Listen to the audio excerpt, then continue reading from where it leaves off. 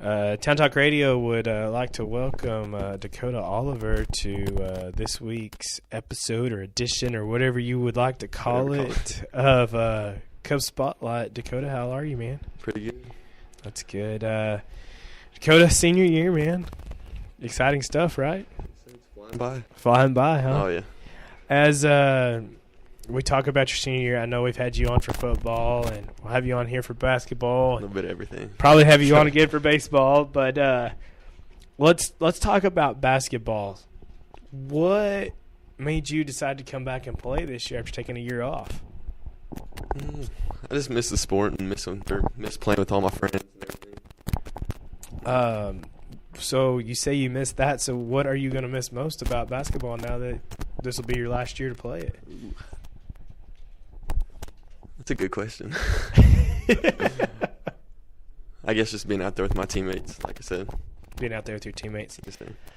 You know, I know you set out last year knowing that it was a state championship year now. Yes. Does that make you wish you would have played a little? Not really. I went with my decision. I don't regret that, really. You don't regret it. Well, that's good that you're Yeah. happy with the decision that you made, and you're willing to stick by that decision.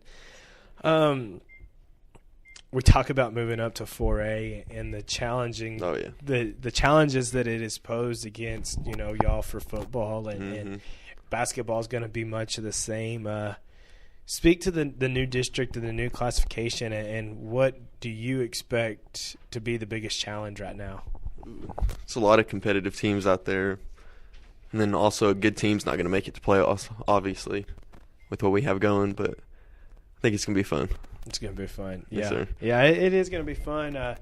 You speak to the competition level of it. What team do you see being the biggest challenge for y'all in district? Dakota, obviously, I think. What do they bring to the table that is the most challenging? Speed, their aggressiveness. Speed and their aggressiveness. Yes, sir. Speak to playing basketball under Coach Rhodes. I know you played under Coach Fott once before, but speak to the new coach and what he has brought in that you really like. Oh, he's a good guy, obviously, you know. I don't know, I just like Coach Rhodes a lot and what he has to bring. And have a lot of respect for that man. That's good. For you as an individual, what was your goal coming into basketball, especially considering sitting out last year? Really just to play and have fun and go as far as possible. I know team goals are obviously different than individual goals. So as a team, what were some of y'all's goals that y'all coming into the year thinking about? Win district and try to make it back to state. Try to make it back to state. Yes, Try to make that state run again. Yes, sir. As we look beyond high school, you've been accepted to Tech, correct? Yes, sir. Okay. What are your plans? I want to go pre-med, but I'm not really quite sure what I want to do yet down that path, but that's the plan. That's the plan, huh? Yes, sir. Pre-med. Oof, that sounds rough. Why Tech? I've always been a Red Raider. You and me both, buddy. You and me both. It's just something about it gets in your blood, huh? Oh, yeah. And, you know, it close to home, stuff like that probably helps as well. Great school in your backyard, basically. Great school in your backyard, yeah.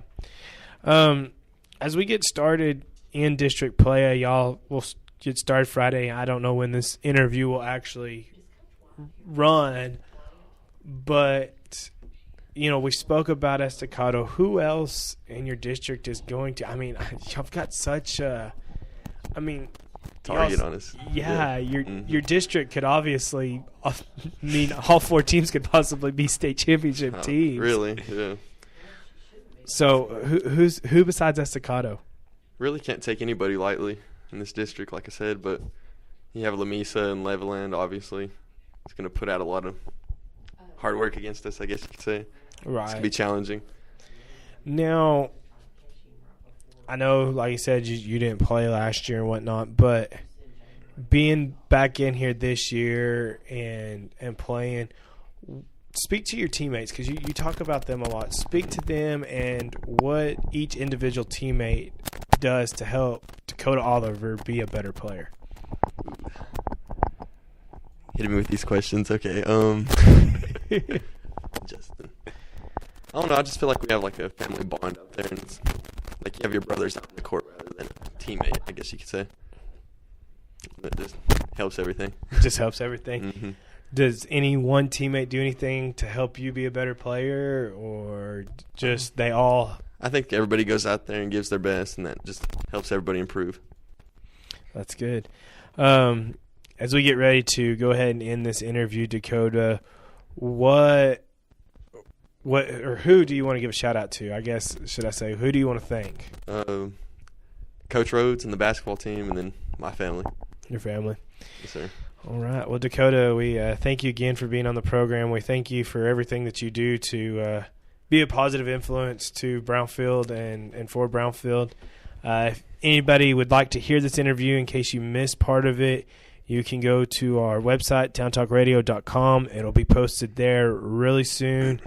Dakota, again, we appreciate you, and good luck in the future and at Texas Tech. Thanks for having me. Thank you. That was Dakota Oliver on this week's Cub Spotlight. We'll be right back to the game after this.